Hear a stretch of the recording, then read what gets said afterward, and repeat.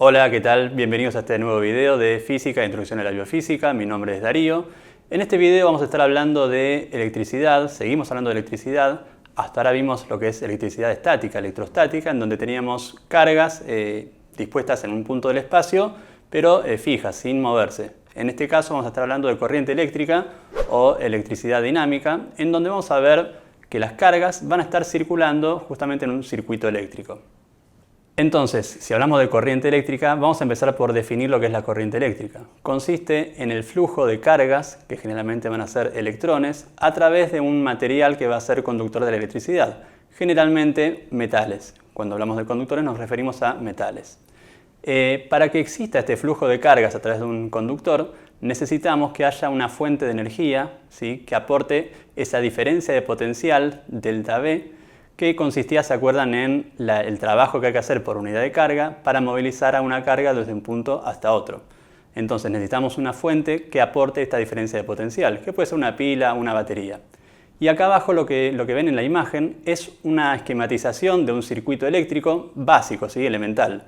Del lado izquierdo ven a esa fuente que tiene sus polos positivo y negativo, y del lado derecho vemos una resistencia que puede ser, por ejemplo, una lámpara, y que está representada por esa figura en forma de zigzag, y ambas están unidas por un conductor metálico que está representado por esas líneas que conectan a una con la otra.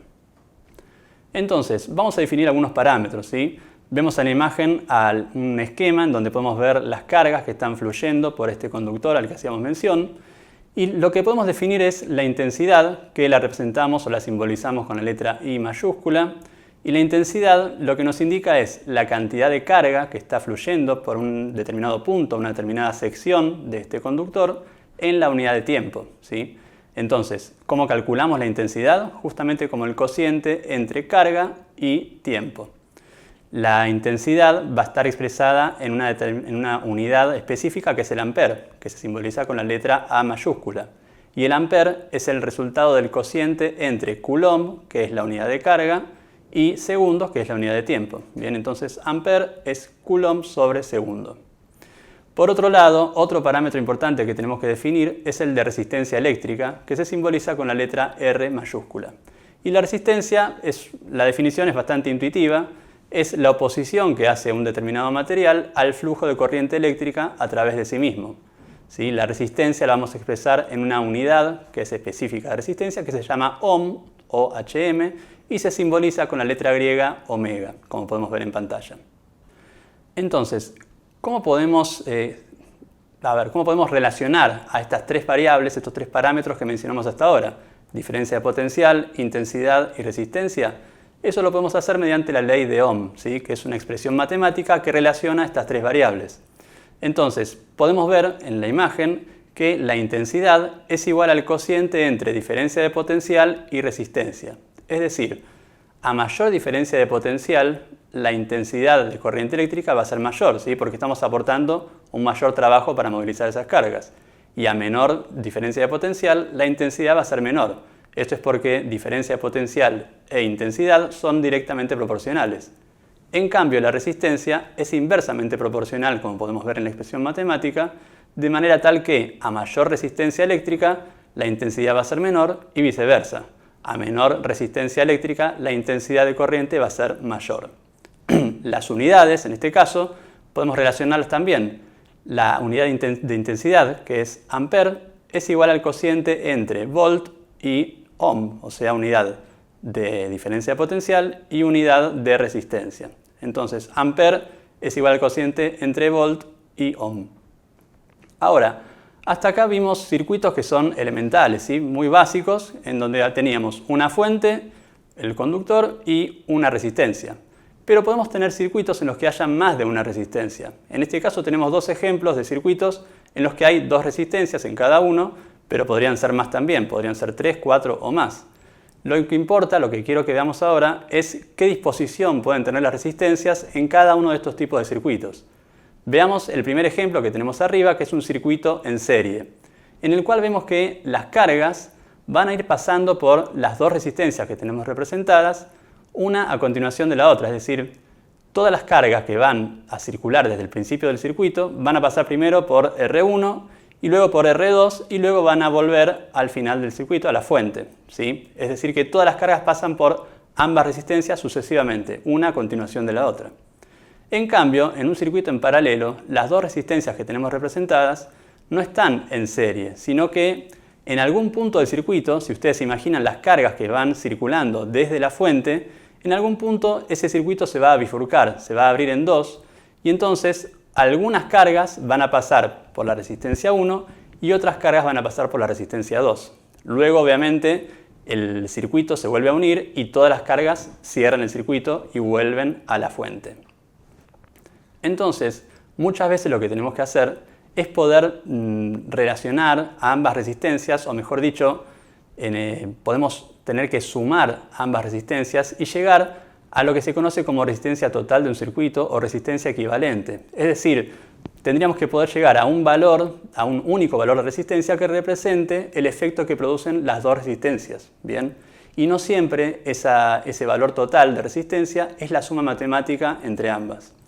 En este caso tenemos un circuito en serie, nuevamente tenemos el esquema del circuito en serie, y podemos ver cómo podemos calcular tanto resistencia total como intensidad total del circuito, como diferencia de potencial total del circuito. Para el caso de la resistencia total en un circuito en serie, siempre lo que tenemos que hacer es sumar, acá sí, directamente sumamos los valores de cada una de las resistencias. Van a ver que acá yo les puse R1 más R2 más Rn. Con eso lo que hago referencia es que siempre hay que sumar los valores de cada una de las resistencias, sean 2, 3, 4 o más. Bien. En el caso de la intensidad total del circuito, estamos haciendo referencia a la cantidad total de cargas que está circulando en la unidad de tiempo, podemos ver, y si nos imaginamos a las cargas que están circulando, todas y cada una de las cargas van a pasar primero por R1 y después por R2. Entonces, la intensidad total en este caso, en este circuito, es igual a la intensidad que pasa por 1 y va a ser igual también a la intensidad que pasa por 2. Bien.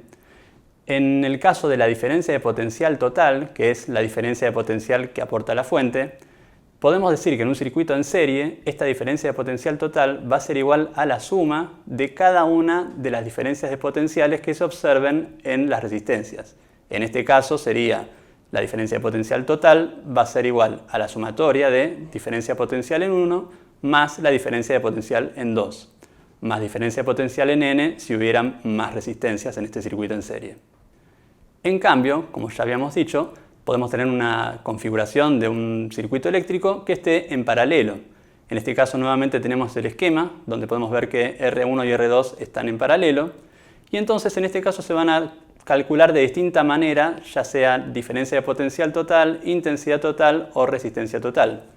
Fíjense cómo se calcula la resistencia total. En este caso lo que hay que hacer es hacer la sumatoria de las inversas de cada una de las resistencias, o sea, 1 sobre R1 más 1 sobre R2, y eso, tengan cuidado acá, porque eso no es directamente igual al valor de la resistencia total del circuito, sino que a su vez hay que aplicar la inversa a ese resultado que obtuvimos, porque hay que seguir la fórmula que tienen acá anotada para poder despejar la resistencia total de este circuito. En el caso de la intensidad total de un circuito en paralelo, tengamos en cuenta, como dijimos antes, que las cargas, a medida que van circulando, se van distribuyendo. Algunas van a pasar por R1, algunas van a pasar por R2. Entonces, si queremos conocer cuál es la intensidad total que está circulando por este circuito, tendríamos que sumar la intensidad en 1 más la intensidad de 2, más la intensidad en n si hubieran más resistencias. Y para el caso de la diferencia de potencial total en un circuito en paralelo, podemos decir que esta va a ser igual a la diferencia de potencial que hay en 1, igual también a la diferencia de potencial que hay en 2. ¿Esto por qué es? Porque si se fijan en realidad, entre cada una de las resistencias y la fuente no hay nada interpuesto, ¿sí? Están directamente conectadas a través de los conectores, la fuente con cada una de las resistencias. Entonces se cumple esta igualdad, ¿sí? La diferencia de potencial total en cualquier circuito en paralelo va a ser igual a la diferencia de potencial que se observe en cada una de las resistencias. Finalmente, para que a ustedes les quede más claro y que tengan un cuadro comparativo entre un circuito en serie y un circuito en paralelo, lo que hice acá fue ponerles cómo se calculan la resistencia total, la intensidad total y la diferencia de potencial total, como les decía recién, en uno y en otro tipo de circuito, para que en este cuadro lo puedan ver todo en una sola imagen y lo puedan fijar mejor, ¿sí? Para hacer los ejercicios obviamente van a tener que usar todas estas expresiones matemáticas que tenemos en este cuadro comparativo junto con la ley de Ohm, que también les va a servir para poder resolver estos ejercicios. Bueno, espero que les haya servido, los esperamos en el próximo video. Hasta luego.